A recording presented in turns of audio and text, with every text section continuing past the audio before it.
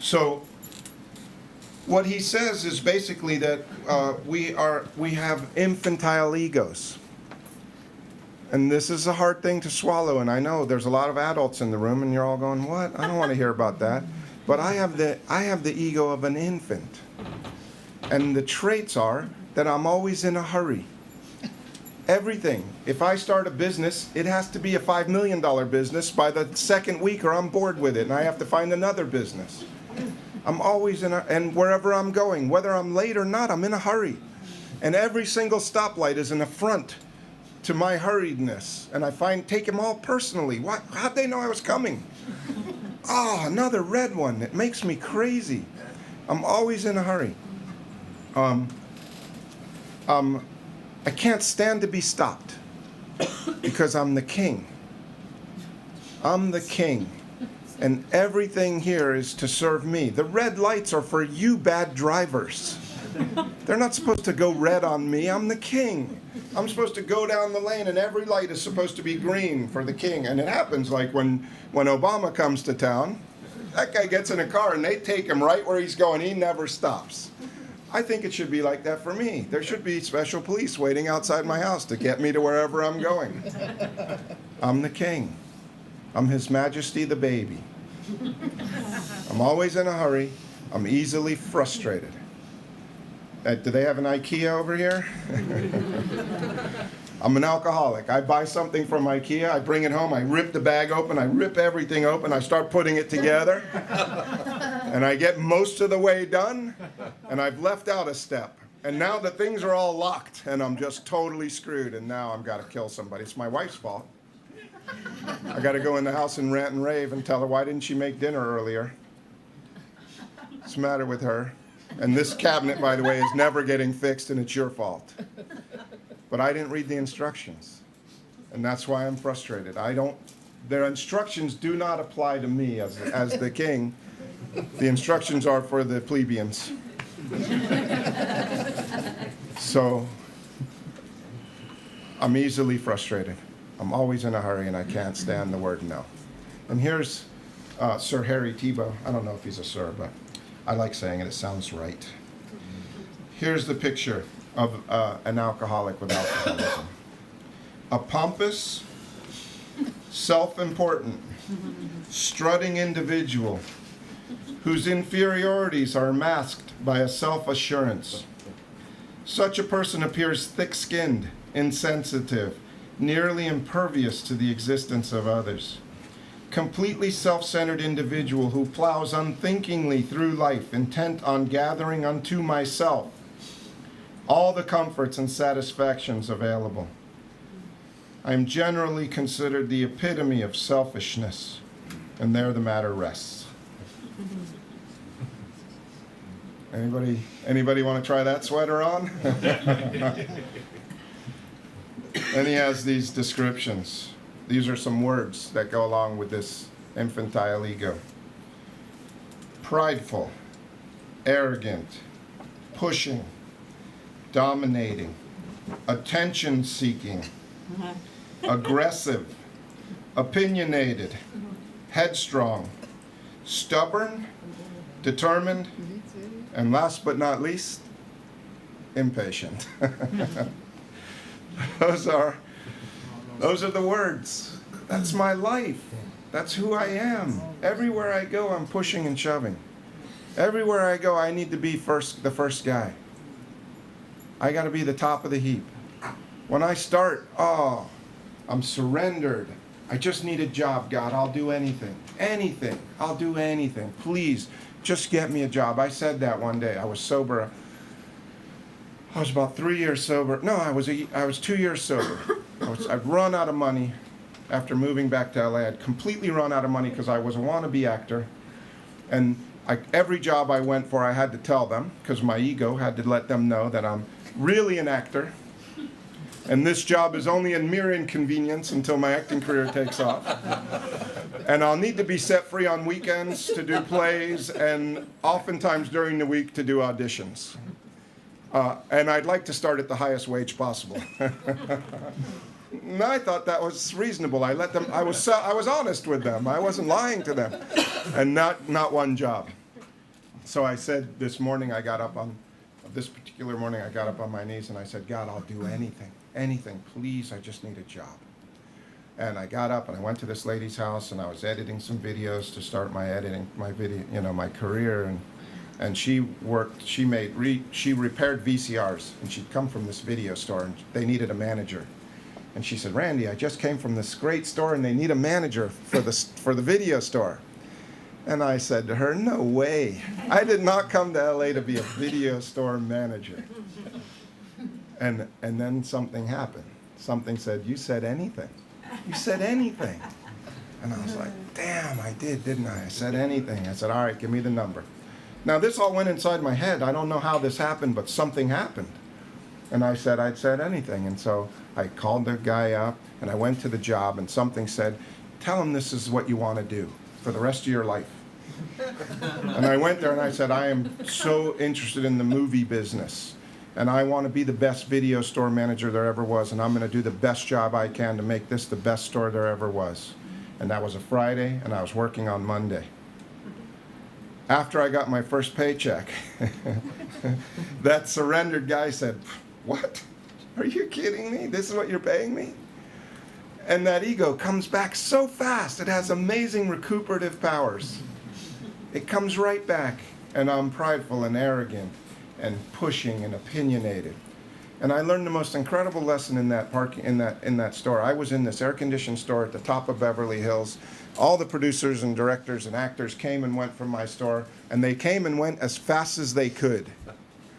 Because they came in and I wanted to talk to them about acting, and I wanted to talk to them about the business, and they're like, for God's sakes, I'm on my break. I just want to get a movie and go home. And they'd run in and run out of I couldn't believe it. And these same people, 110 degrees out in the summer, in the parking lot, on the hot black asphalt, there was an Indian gentleman that ran that parking lot, and all he had was a little umbrella. And these same people would stand under that umbrella and talk to that man for hours. And I'd just sit there, and I was so envious and so resentful and so jealous. I'm like, what is he doing? And I went out and I talked to him, and you know what? He loved his life. He was so grateful to be he really was the best parking lot attendant there ever was.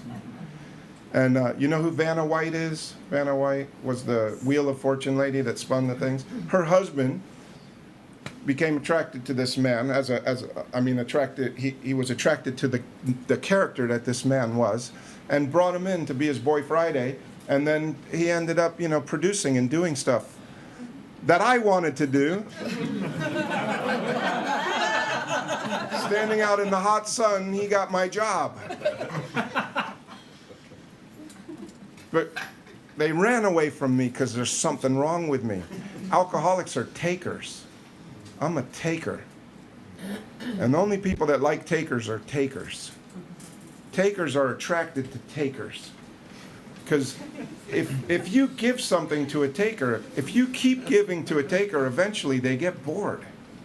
They're like, I don't want you to give it to me. I need to take it. I need to figure out how to get this from you. This is incredibly boring. I'm going to go somewhere else. And they leave. But you put two givers together, wow, and it just keeps getting better. Just keeps getting better. But as an alcoholic, I'm a taker. And the 12 steps help me to build a new character that's a giver. And it's not possible without 12 steps. You can't give to get. It says in it says in 60 to 63, it says, what is my basic trouble? This is in the big book of Alcoholics Anonymous. What is my basic trouble? The next sentence should be, I drink too much alcohol and I do stupid things and I'm always in trouble. That's what it should say. But it says, what is my basic trouble? Aren't I really a self-seeker, even when trying to be kind? Isn't that amazing? That's my basic trouble. It's not alcohol. And there's always people in here that talk about, oh, I'm a giver, I'm a people pleaser. I do everything for people and they walk all over me. And I'm the nicest person and I just give and give and give and they walk all over me. And I'm here to tell you right now, settle it once and for all. There are no people pleasers in Alcoholics Anonymous. There's not one. If you're really a people pleaser, you need to get up and leave the room now. Because you're in the wrong room. This is a room full of takers. I will be nice to you, but you will pay the price later. As an alcoholic with alcoholism, I have 2 filing cabinets that I keep with me at all times, and I never ever misfile any papers in this filing cabinet.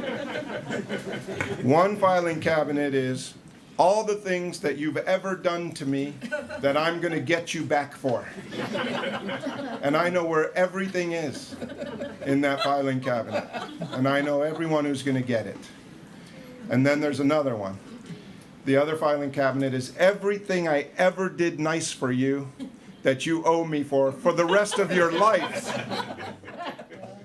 You see, you do something nice for me and I'm the king. I just expect it. That was nice. Thank you. You've done your part. You can move on now. Obviously, I don't owe you anything because I didn't ask you to do it. You just did it because I'm the king and you needed to do it for me. And that's a real character. That's who I am. I don't want to look at it, but that's who I am. He says in here, the abilities to administer the the affairs of state, both large and small, is taken for granted. The belief that I am a natural executive placed in the wrong job merely confirms my conviction that, at best, I'm a victim of a lack of appreciation. And at worst, I'm sabotaged by jealous people who set up roadblocks to my progress. Man, he put that in writing. It's in black and white. That's who I am as an alcoholic with alcoholism. Isn't that terrible? How many people have people at work that are sabotaging you and keeping you down in your low position that you shouldn't be in? I'm sure it's happening, right? And if not that, they just don't appreciate you. Sorry.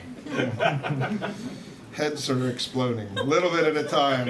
It goes off. This genesis of all this, the genesis of all this is beyond my perception. It's beyond my, I don't even know what's going on. I think it's natural, it's right, it's the way it should be. To tell me that my reactions spring from the demand of an inner unsatisfied king is to invite incredulity and disbelief. So far from the conscious mind are any such thoughts or feelings.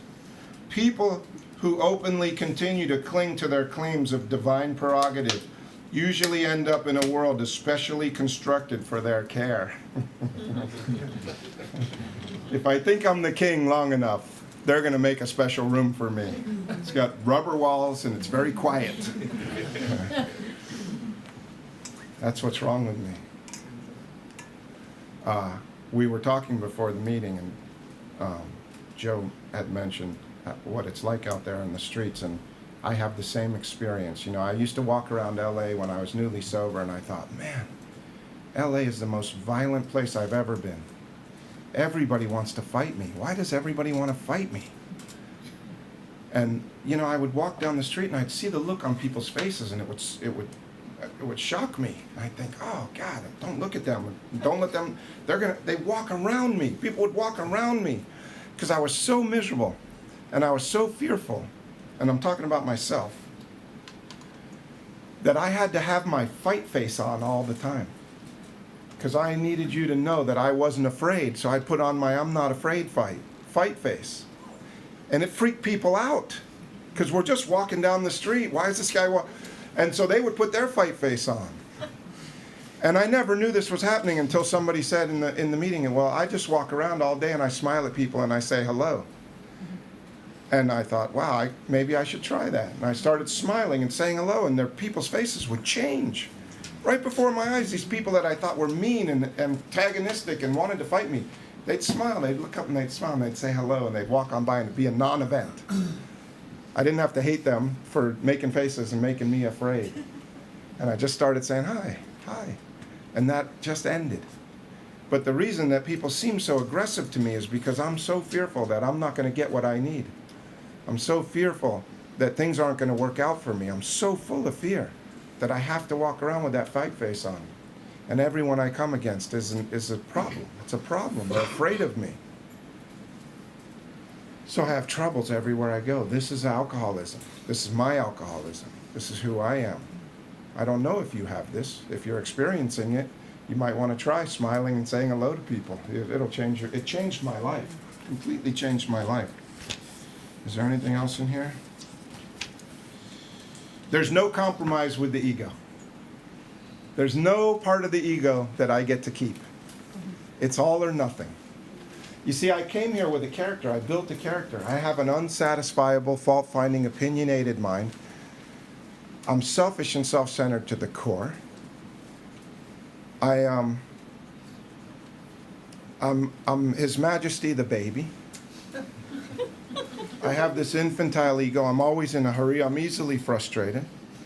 I can't stand to be stopped. And that's who I am. And so I am in conflict with everybody and everything, especially alcoholics, because you guys are all the same as me.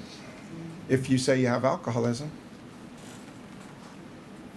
There are people that come to AA that are hard drinkers, and they get sober, and they can go to a meeting once a day. And if they go to 5 meetings a week, they're okay. And so long as they don't drink, they act pretty good, and they think pretty good, and their lives get better. That is not my experience. If it is your experience, this might be a waste of time for you. Because it's not my experience. That's not what I'm going to talk about. I have a disease. It centers in my mind. It tells me how to be in the moment that I'm in. And I always go to myself because I don't really have anywhere else to go before I do the 12 steps. I ask myself what I think about anything, and I think it sucks. My mind tells me it sucks.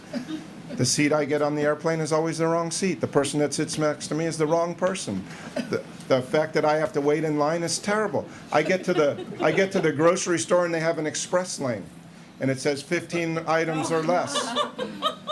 I'm the kind of person that has to count your items. I have to do it. I can't just stand there and be okay. I have to count your items, and then oh, you got 16. Oh, it's so terrible. Now what do? I'm like, I gotta tell somebody. I gotta tell the manager. This is terrible. This is outrageous. This person, and if that cash register person doesn't count 16 and send them out of here, I'm gonna have to say, I'm never coming back here again, ever. I don't care if it's the closest register. These people are idiots. And that's the way I live my life. There's something wrong with me.